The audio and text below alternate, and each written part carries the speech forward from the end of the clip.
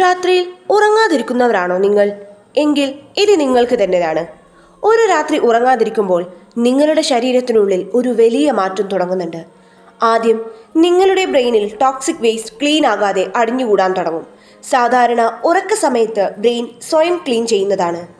പക്ഷേ ഉറങ്ങുന്നില്ലെങ്കിൽ ഈ waste slowly കൂടിച്ചേർന്ന് ഫാറ്റിക്യൂ, കൺഫ്യൂഷൻ, മെമ്മറി ലോസ് പോലുള്ള പ്രശ്നങ്ങൾക്ക് കാരണമാകും. നിങ്ങളുടെ ശരീരത്തിൽ സ്ട്രെസ് ഹോർമോണുകൾ കൂടും. ഇത് കാരണം നിങ്ങളുടെ രക്തക്കുഴലുകളുടെ ഉള്ളിൽ ഇൻഫ്ലാമേഷൻ ഉണ്ടാകും.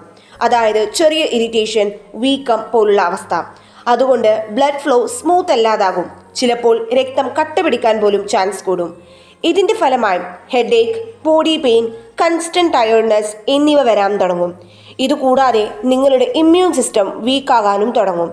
അതായത് രോഗങ്ങളെ നേരിടാനുള്ള ബോഡിയുടെ ശക്തി കുറയും.